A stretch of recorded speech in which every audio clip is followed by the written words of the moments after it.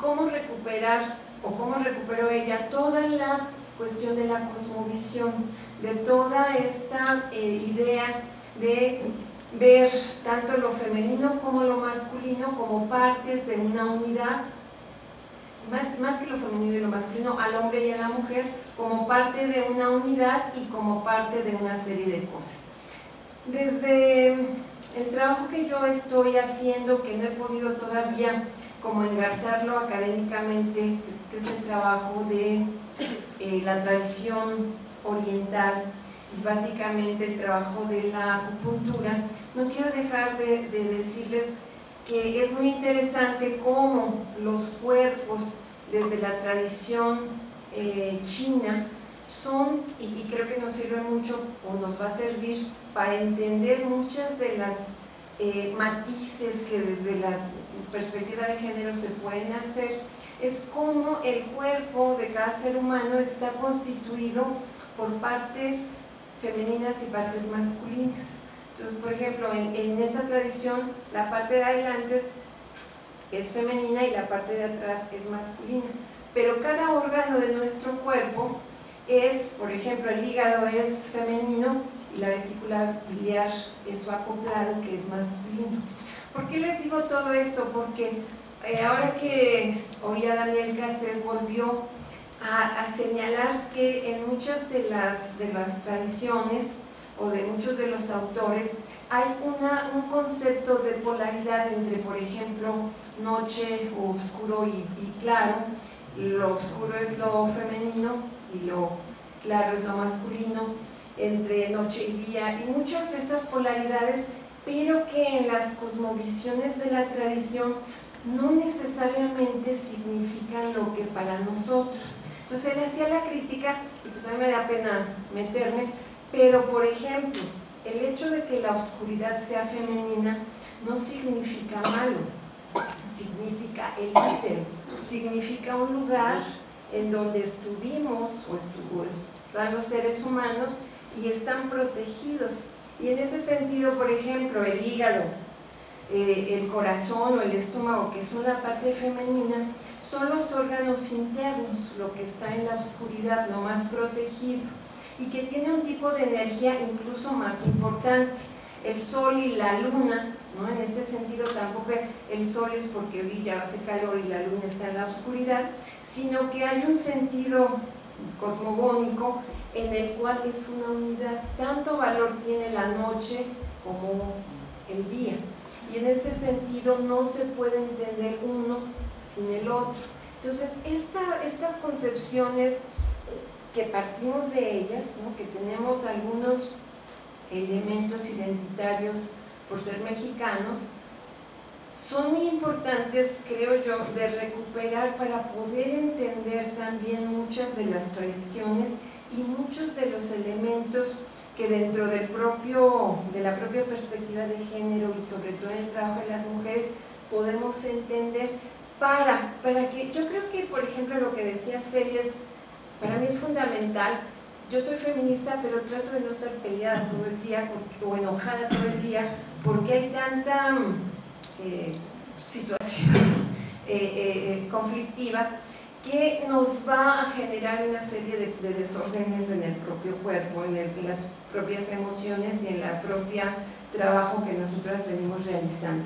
Entonces creo que parte de estas tradiciones en donde recuperan el trabajo de las mujeres o las formas de relacionarse de las mujeres entre ellas y los hombres pudieran darnos elementos de seguir siendo guerreras, pero sin estar siempre enojadas o siempre tensas o siempre embroncadas, porque ese es un problema que creo que nos hace mucho. Pero creo que es muy, muy importante. Ahora que me dicen esto de la cuestión de la escuela, de las docentes, podríamos, si ustedes quieren, ya sea por mail o por hacer una asesoría individual, porque el trabajo en la escuela es muy importante. Ahí abordamos también lo que era la ciencia con Norma Blázquez, el trabajo de las científicas, y que tenía que ver con este trabajo que tiene que ver con la institución educativa o con las escuelas. Y el otro elemento era el currículum, como este elemento en el cual y ahí el papel de las docentes y de las estudiantes, bueno, sería un papel fundamental en el sentido de cómo se interioriza desde esa institución parte de los significados de ser hombre y de ser mujer, a través de la academia, a través de toda una serie de elementos que juegan y que muchas veces no nos damos cuenta que son partes del propio sistema social o del propio construcción hegemónica, en el cual hay papeles para estudiar ciertas carreras, hay formas muy sutiles, muy veladas de cómo asegurar que dentro de las escuelas, dentro de las universidades, desde el kinder, las mujeres nos comportemos de determinadas maneras y los hombres de determinadas maneras, y que van fortaleciendo ciertos patrones y ciertas condiciones. Entonces, creo que esa también fue una parte interesante, toda la parte de la institución escuela. Dentro de la familia pudimos ver algunos elementos, sobre todo esto que trabajaron el cuidado, el trabajo doméstico que hizo Mercedes, y el cuerpo mismo, ¿no? O sea, Olga trabajó algunas cosas sobre el cuerpo, y vimos algunos elementos de la bulimia, de la anorexia, que son situaciones, creo yo, muy importantes y que pues de alguna manera sí las tocamos. Tocamos también la parte de trabajo, toda esta parte de lo no remunerado, lo remunerado. Creo yo también que faltó tiempo para representaciones sociales.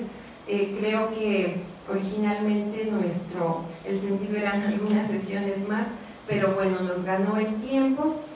Otra parte que no se abordó fue la parte de masculinidades. Tampoco pudimos abordar el aspecto metodológico, que también queríamos abordar como un poco metodología cualitativa, que también queda pendiente. Y lo que no nos habíamos propuesto, pero que ahorita es una propuesta, sería algunas cosas sobre cuestiones emocionales o este tipo de situaciones.